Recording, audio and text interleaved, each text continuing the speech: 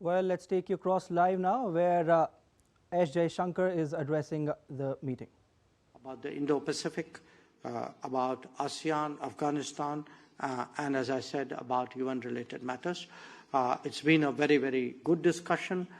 Minister Lavrov and I have met regularly in the course of this year. I think that's a very natural interaction between two countries which have such a strong and close history of cooperation. So once again, it's really been a pleasure today to be back, to sit down and discuss with you our shared concerns. And as always, as in the past, I think this has been very helpful. Thank you. To the question, please, the Sputnik agency. Hello. Christina Maloy, the special correspondent of Sputnik. The first question for Minister Lavrov. Maxim Oрешkin this week said that there is a growing insustainability of the economies of the global north and the offensive of the global east and south. One of the most promising projects for the communication and connectivity is the north-south transport corridor. In the context of the growing Western pressure and the sanctions, can we expect that this project would get a second breath? Thank you very much. When Presidential Assistant Maxim Oрешkin stated his view, he was using the statistics that show that there is a certain trend for the rebalancing of the strength in the global politics and economy and finance. And this process results in the increased share of the countries of the global south and the global east, and the reduction of the share of the global north. Traditionally, the north has been associated with the G7 and its closest allies. This is the objective statistical data. The trend will get even stronger as BRICS group is expanding. The overall GDP of BRICS, of the expanded BRICS, would significantly be over the figures shown by the G7.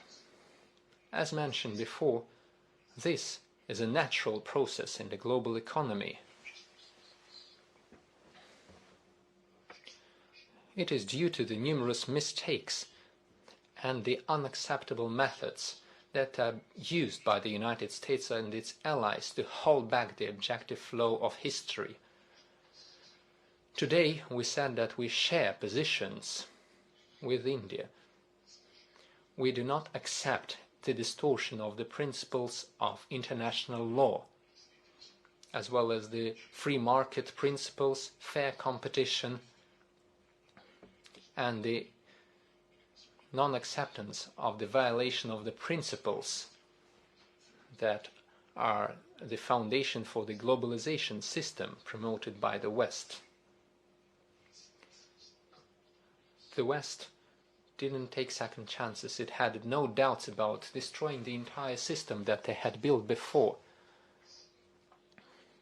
They could easily let go of the previous mechanisms that were supposedly serving the interests of the entire humanity. Of course, the trust for the West has been disrupted. That is why today we have even more reasons to trust the role of the global majority in the global economic development. The development should be based on mutual benefits rather than someone's expenses. We have discussed the North-South transport corridor, the Chennai-Vladivostok route, the Polar Sea route. Speaking of the North-South corridor, I don't think it needs a second breath. It has already been revitalized, and this project attracts an active interest from all the countries involved, and it will definitely be implemented soon. Thank you. Mr. Jaishankar, I would like to ask in English if you don't mind. So, I don't mind. Thank you. Explaining India's relationship with Russia earlier this month, you mentioned that the issue is often defined in a way as though there is a handicap for India because of its ties with Russia. Indeed, Western politicians often call Russia diminished and isolated, and openly pressure other countries not to trade with Moscow. Why do you think India benefits from its relationship with Russia despite the West's negative reaction? Thank you. I think I must have been reacting to the manner in which I was asked that particular question. And I know that is not your intent. So let me say, for us, Russia is a very valued partner. It's a very time-tested partner. It's a relationship from which both India and Russia have benefited enormously. And my presence here today and the fact, all the developments that I have pointed out, including our growing trade, investments, our military technical cooperation, our connectivity projects, I think all of this will give you a good sense of really the importance and the value that we attach to the relationship. But I would also, briefly like to comment on your first question, even though it was addressed to Minister Lavrov, which is the international North-South transport corridor. It is in our interest, and not just in our interest, I think in the interest of the global economy, that this corridor progresses, and we certainly will give it the highest priority. You are right when you speak about a rebalancing world. I give you the example of India itself. Today we are moving to be a $4 trillion economy. And if we are growing at 7.7% this year, a possibility of improved growth in the future, we do think the world is not what it was. Politics will have to change, the global order will have to change, international economy will have to change. And we appreciate very much that Russia is today a strong votary of a multipolar order. Also that it is supportive of a lot of positions that we take in our mutual interest in international politics. Thank you. Thank you. RT TV channel.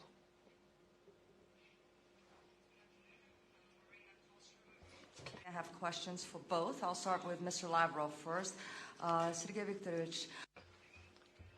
Minister Lavrov, India is a country that talks to everyone as equals, both to the Golden Billion and to the Global South, as reflected in the New Delhi communique following the G20 summit. How important is this policy for Russia? I believe that this policy is not just important for Russia and all the other countries of the world. This is the only responsible policy that can ensure respect, the reputation and benefits for a country. In the cooperation with all the country, this is a policy that reflects the main demands and the main principles of the UN Charter, which talks about the respect for the sovereign equality of states. India is one of the vivid examples of this principle. Russia, too, has always been moving in its policies without attempts to punish anyone or to be unobjective to anyone. These are not our principles. This is rather what we see from a different group of countries, including the countries of the Golden Billion, as you called them. You have mentioned the G20 summit in New Delhi that took place last year. This was truly a triumph for the Indian foreign policy, a triumph for multilateral diplomacy. And it was possible primarily due to the chairmanship of the G20. The G20 didn't allow the final communiqué to be one-sided. The final communiqué reflects the balance of interests. This is an example of how the G20 and other groups should be working. And by the way, this includes the United Nations and the Security Council. As mentioned before, we support India's candidacy to join the ranks of the permanent members of the Security Council. Jaishankar. A lot has been said about the special chemistry between Prime Minister Modi and President Vladimir Putin, especially during their annual meetings. Now, the question is, will we see a resumption of bilateral annual meetings between India and Russia? And how important are personal interactions, physical interactions between our two countries' leaders annually? Thank you. The tradition of annual meetings between our leaders is something that we value very greatly. And as someone who's seen it over the last decade, I can attest to its enormous value. I think my colleague has seen it for longer and could probably confirm what I'm saying. I don't think it's so much an issue of resumption of these summits. This year, because of our G20 presidency and end of the year, we had certain preoccupations. It so happened this year that it could not be held. But I'm very confident that we will see an annual summit next year.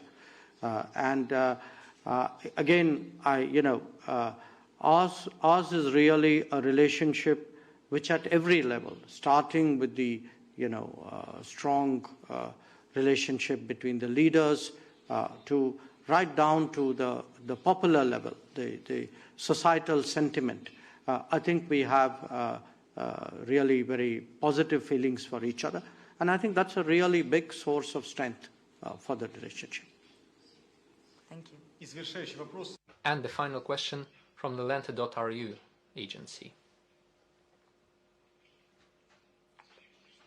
A question for Minister Lavrov. Good afternoon. As mentioned today, you were talking about the Ukrainian issues.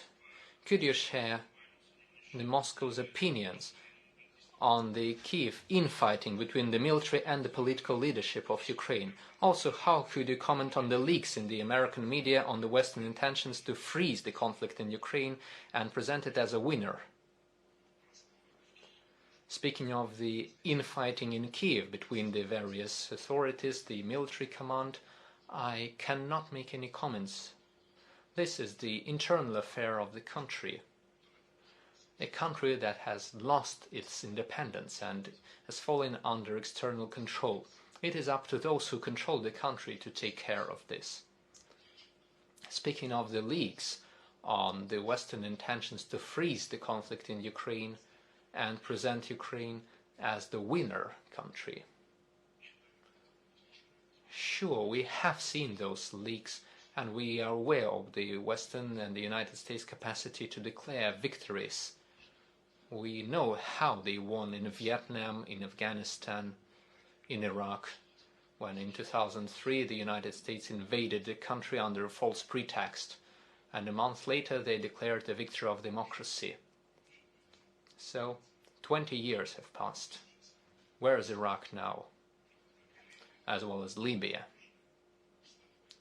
It has also become a subject of a special concern of NATO countries, who was supposedly bringing democracy and thereby destroying the statehood.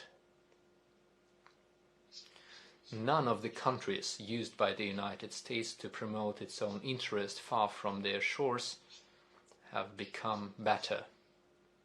Take a look at the Middle East. Take a look at what is happening in the Gaza Strip. Under the conditions of Washington's blockade, for many years they've been blocking any efforts to establish a Palestinian state in accordance with the decisions of the United Nations Security Council.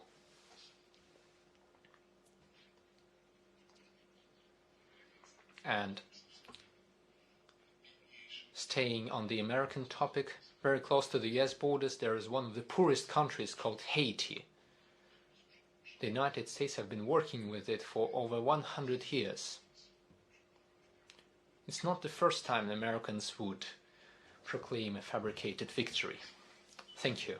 The conference is over.